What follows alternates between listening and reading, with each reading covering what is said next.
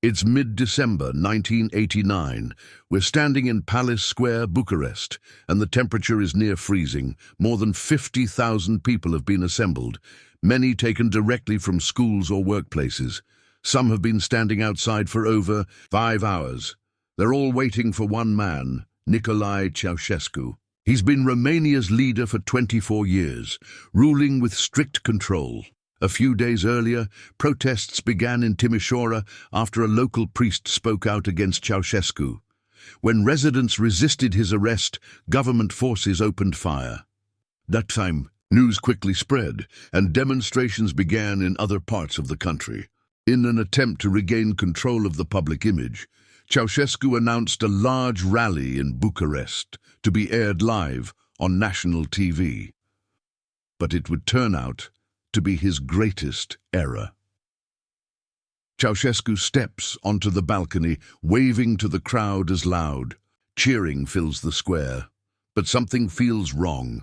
Most of the crowd is standing silently, with only a few clapping near the front. The cheers are fake, broadcast from giant speakers using pre-recorded audio.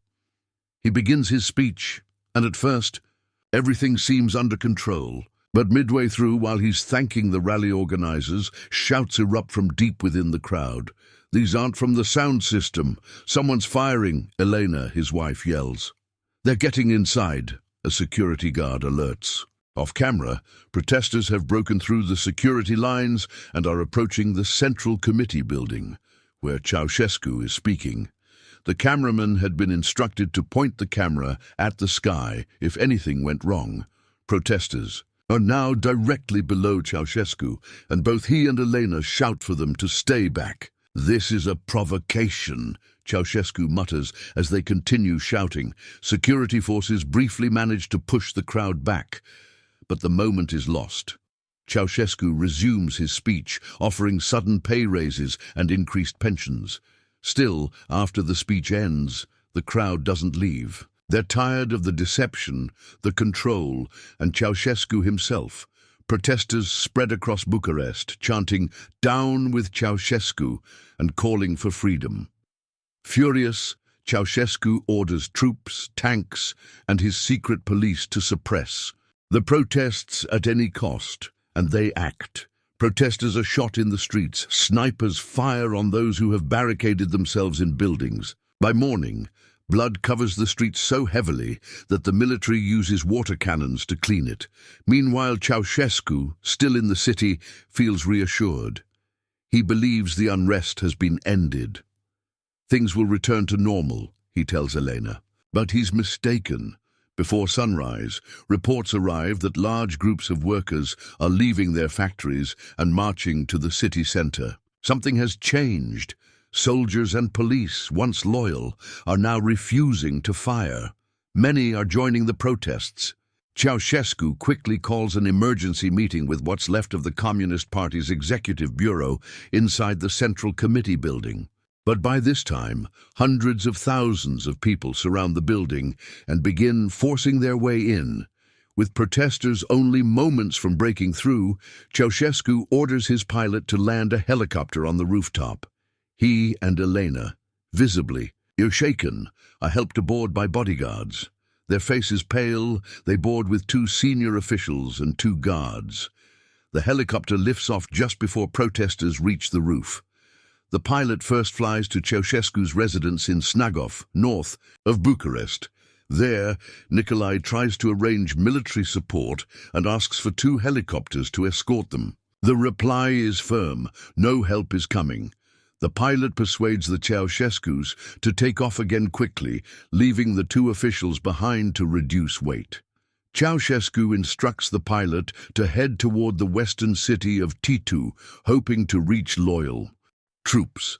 But a message crackles over the radio. All flights are grounded, and any unidentified aircraft will be shot down. Forced to land, the helicopter touches down near a road between Bucharest and Târgoviște. The Ceaușescus are now alone, with just 2 guards. After some time, they stop a passing car driven by a bicycle mechanic who reluctantly drives them toward Târgoviște. During the ride, they hear a news report on the radio announcing the protesters' success in Bucharest.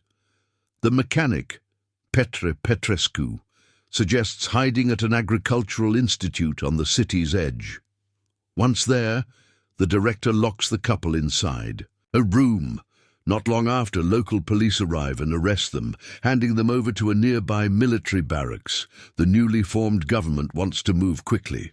The day after their capture, Ion Iliescu, Romania's interim head of state, signs a decree forming a special military tribunal to try the couple on sight. They are charged with genocide, economic ruin, and trying to flee with over $1 billion in foreign accounts. As the charges are read, Ceaușescu simply laughs. The trial lasts 2 hours. It's mostly symbolic, offering no real defense or chance of appeal. Ceaușescu refuses to recognize the court, calling it illegal, but the process continues. Both are found guilty and sentenced to death by firing squad. Ceaușescu asks to be executed alongside his wife, and the request is granted. A soldier returns with rope to bind their hands. Both refuse, insisting they won't run, but their request is denied. They're led into the courtyard and placed against a wall. Elena shouts at the execution team. Some say she wept. Nicolae, in contrast, remains composed and begins singing the opening line of the Internationale, a socialist anthem. The next day, Romanian TV airs footage of their bodies as confirmation of their deaths. In May 1990, Romania held its first free elections since 1937. In the years that followed, the country joined NATO, became a member of the European Union, and began a long process of rebuilding.